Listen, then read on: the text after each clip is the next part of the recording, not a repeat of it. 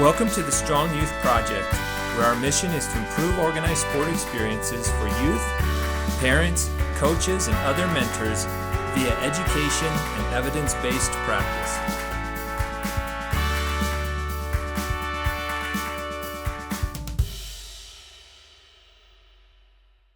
So today I'm going to talk to you guys about running injury. And one of the things that motivated me to do this is because I want to talk about what I wish I knew when I was in high school. And a lot of this stuff that I'm going to tell you is probably stuff that you've already heard. But what really makes me want to share this with you is because I felt like I was told stuff in high school, but I never knew why. And so today I'm going to really focus on why we say we should do the things that you do. What's the science behind it? And hopefully that can help you understand why it's important. And with understanding why it's important, better apply it in your life. Okay, so I'm doing this in partnership with the Strong Youth Project, right? So we talked a little, Matt talked a little bit about that. And my presentation is part of the first aim up there. We're trying to improve your experience through education. We're trying to help you guys know a little bit more about how to take care of your bodies while you're running so you can do that better and apply those principles in your own life. The Strong Youth Project is also part of a research project in conjunction with Intermountain Healthcare to try to help figure out how to prevent injury in youth sports. So we're super excited about the project. And I think all of you guys should follow us on Instagram. So everybody scan the QR code, get out your phone. We'd love it if you guys could follow us, and you can get more sports-related content, so it's super awesome. Hey, and if you guys don't have Wi-Fi right now, you can look us up later at Strong Youth Project, and that could be so awesome. So thank you. Okay, awesome. All right, so this is a little bit about me. I ran track and cross country at Skyer, so you can see me up there racing at BYU. I'm studying to be a physical therapist, so I applied to physical therapy school recently. I'm a senior in exercise sciences, and I got married last year. I love doing outdoors things, and then you guys probably know at least one of my siblings that ran, either Seth or Claire. That's a picture of all of us together when Seth ran at state. So yeah, that's a little bit about me. And then let's talk a little bit about why I'm so interested in this. Okay. My senior year of high school, I got injured, as you can see, a little boot right there. And I got injured with what's called a fibular stress fracture. This is a really common overuse injury. It's a stress fracture on the bone that's right on the outside of your leg, right there. You can see a little x-ray of it. I don't know if you can tell. There's a tiny little line in that bone. It's kind of hard to see. That's why it's a stress fracture, not a giant fracture. But here are some not so fun facts about cross country and the risks associated with it. Between 37 and 56% of runners get injured every year. It's a lot. And unfortunately, female runners are more likely to get injured than male runners. Sorry, ladies.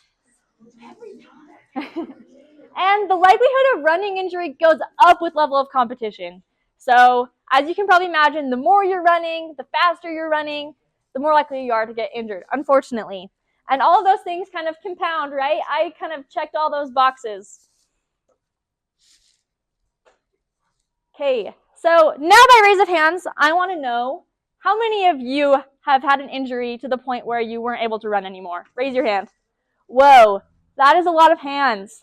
Okay, I'd love if one of you guys could share, like, what injury was it? What injury did you have? You had a stress fracture? Dang. What else?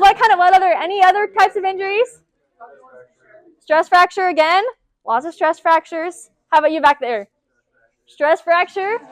Okay, yeah? Dislocated knee. Ooh, that's a rough one. Yeah, you? Broken ribs. Oof, yeah. How about you? Ooh, what's that? I've never...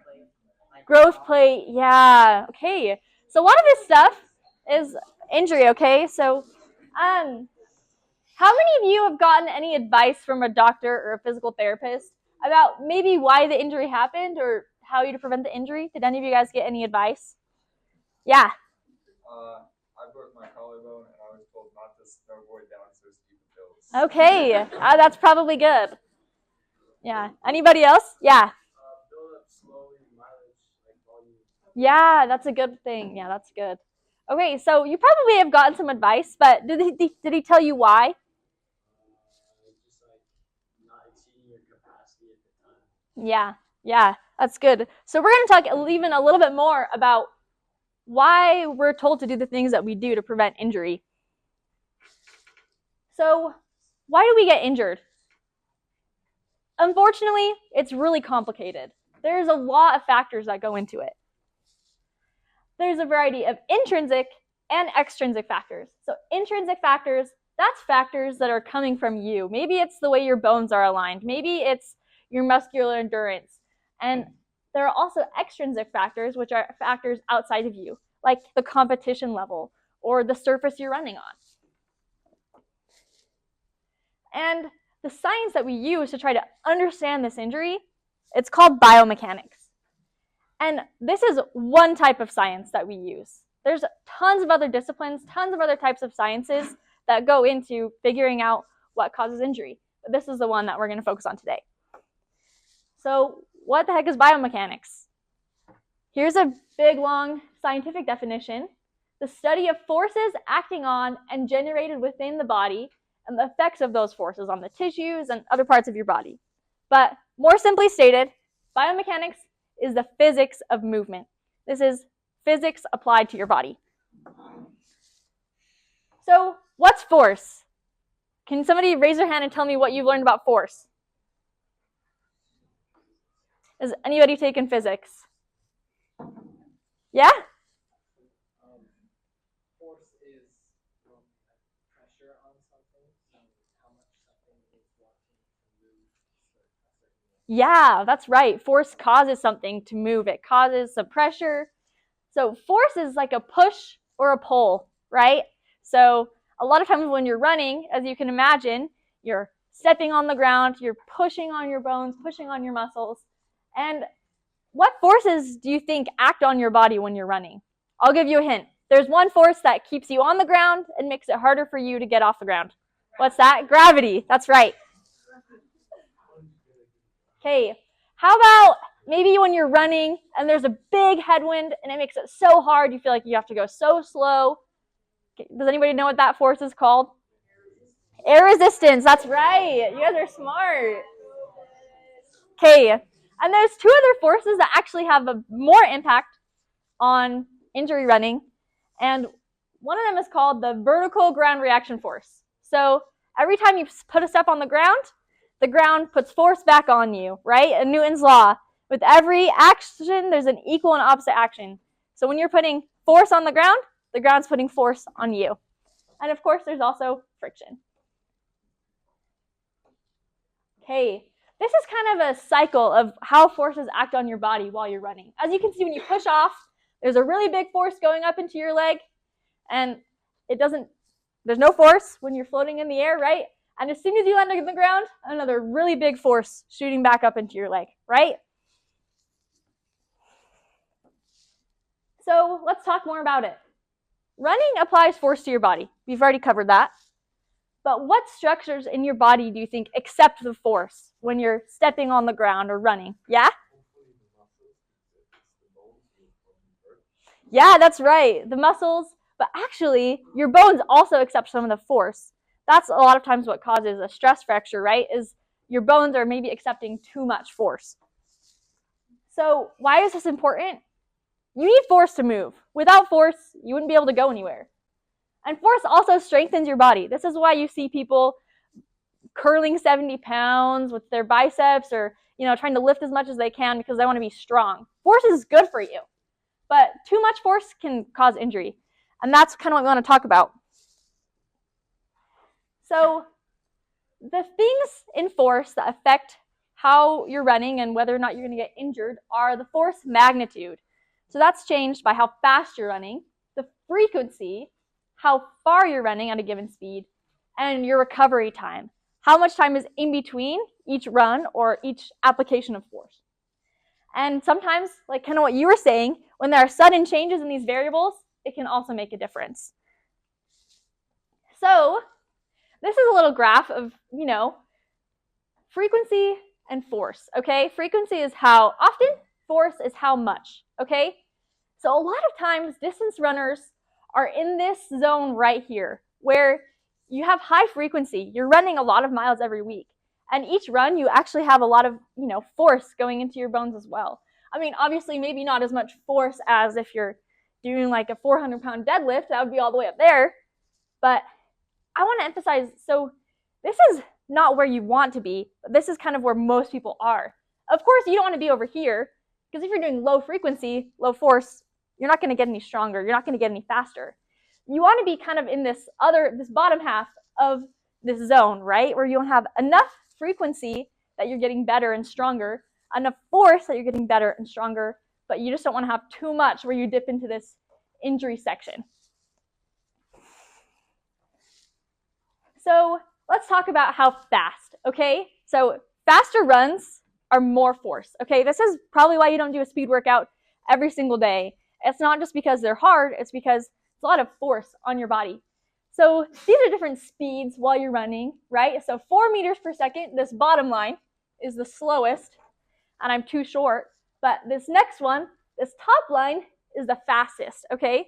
So as you can see, when you're going slower, it's less force on your body than when you're going fast.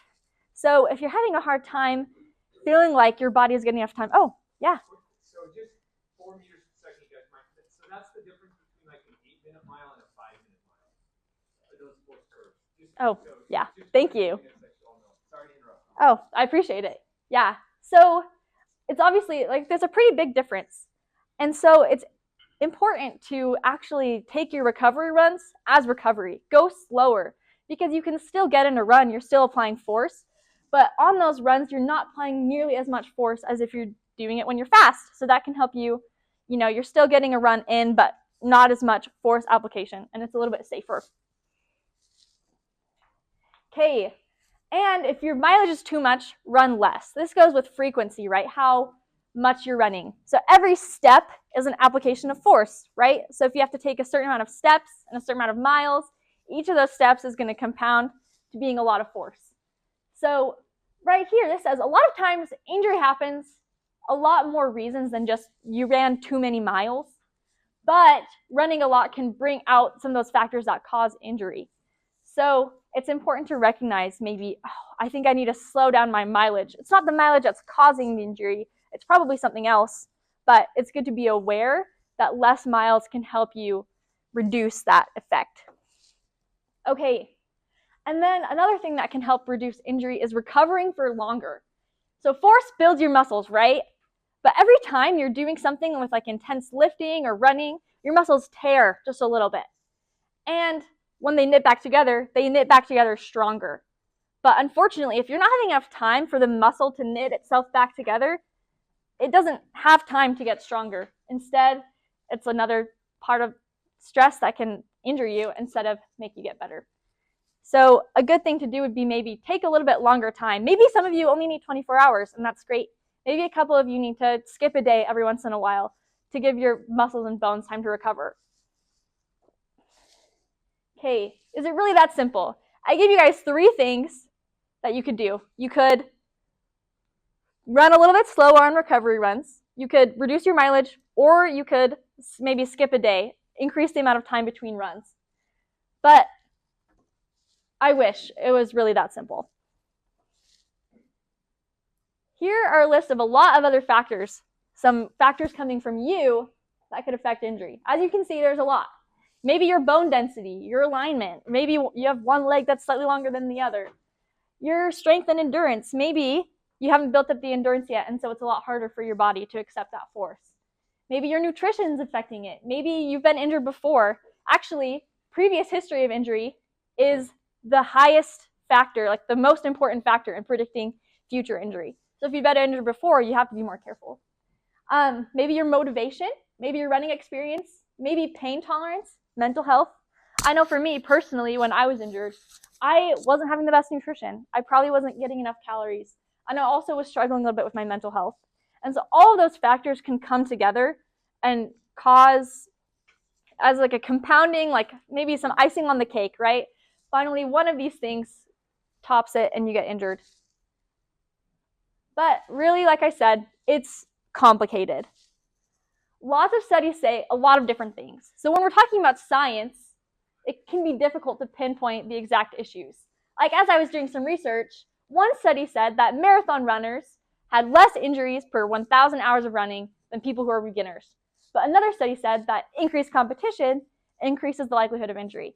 And of course, both of these things could be true, but it's hard to know because some of it sounds a little bit conflicting. And a lot of times these conflicts come from like hidden variables. So maybe someone's diet or someone's sleep can affect running. But without tracking every single little piece of someone's life, it's actually really hard to know the exact cause of injury and eliminate all of those hidden factors. So what can you do? You can change your, I messed up the things there, but first listen to your body, right? If you've been injured before, recognize that and try to do something different. You can change your training regimen, the 3 things we talked about, right? We're changing your recovery pace, changing your mileage, or changing the time between runs. You can try each of those things. And there are often lots of injury factors, so do some experimentation. We talk about science, right? You can do science on yourself. You can try reducing your mileage. Maybe you can try getting more sleep. Maybe you can try changing your diet. And all of those things could help you, and you just have to see what works for you. It's taken me some time to figure out what works for me. And personally, I decided that I'll take 2 days off a week and cross-train. And maybe that's good for some of you. Maybe some of you don't need that. But it's just good to try things for yourself and see what works. And then, of course, get advice from health professionals, because obviously maybe you're having some pain, maybe you don't know what it is, and it's good to see and just have a doctor or physical therapist tell you. Okay. Do you have any questions about anything we talked about or stuff that we didn't talk about that's science related? Can we give Emily a round of applause?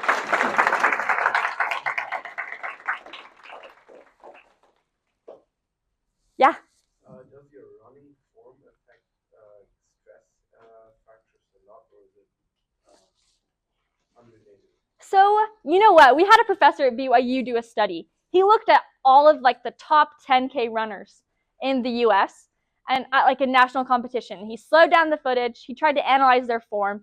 And you know what? A lot of them had a lot of differences. Some people had a really low cadence. Some people had a high cadence. Some people heel struck. Some people landed on their forefoot. And it was actually like really different. And so a lot of times you actually run in the running form that's most efficient for your body. They did another study where they had people run in like an oxygen chamber to see like how much their, like how efficient their running form is compared to like what's best, like what we see as optimal. And a lot of times your body just naturally knows. Of course, there are some times where form can affect it, but I think we're just still learning about the research. And yeah. Okay, any other questions? Yeah. How do things like running shoes, like running shoe rotations affect the like forces and injury and stuff? Yeah. So when I was doing my own research, I read some studies that said, rotating shoes can help reduce injury. I also read some stuff where a lot of times, you know how we talked about how mileage, it's not the cause of injury, but it can definitely affect when that injury is onset. I think that's the thing with running shoes too. I don't think you can get injured from your running shoes, but if you're not having proper footwear, I think that can affect like how soon you might get injured based off of other factors, if that makes sense. About stretching. So for runners, Mm-hmm. do you recommend stretching before and after the run, or is one more important than the other? Oh, that's a good question. So the question was, what about stretching? Do you stretch before or after, or what's better, one or the other? I would say actually stretching before the run, just like these regular static stretches that you're doing, like touching your toes or doing a quad stretch, those before the run actually aren't super helpful or effective. They can actually reduce your force production capability with your muscles because they're too long. And so stretching before the run, the best thing you could do is you can do dynamic stretches that are like moving, that bring you through the range of motion during the run. and that's good. But before you run, that's not necessarily something that is the most important variable. But after you run, I feel like that's where they say stretching. More of those like long static stretches, holding the quad stretch or doing a hamstring stretch, that's when that would be more important. Okay, any other questions before we wrap up? You guys can go on your run. Yeah. Would this stuff apply to sprinting too, like finishes at the end of races and stuff? So when you say, the question was if this stuff applies to sprinting. So are you saying like the stuff with force and the stuff with like how often you're sprinting and recovery times? I would say yes, because it's some of the same principles, right? Except if you go back, why don't we go back to this graph over here? Oh, I went too far.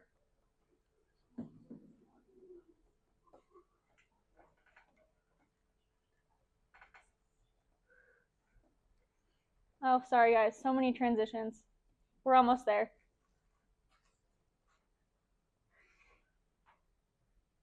Okay, so if this is the distance running zone, right, I would say somewhere higher up, I can't reach that, but like somewhere in this area is the sprinting zone, okay? So it's less frequent, but it's a lot more force, right? Because if you're looking at that graph where each step, depending on how fast you go, is more force, then it's the same thing. But instead of, worrying about maybe how much mileage, they would worry about how many reps they're doing of a 200-meter sprint.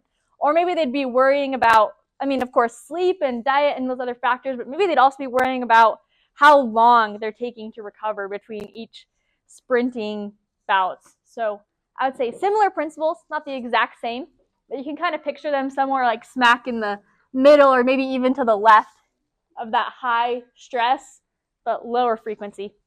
Okay, and we'll take one more question if you guys have it before we let you guys go out on your run. We've been here for a while, taking a lot of your time. But any last questions? I love the questions, by the way. Yeah, this is awesome. Okay, thank you guys so much for letting us come. We really appreciate it. Thanks for this opportunity.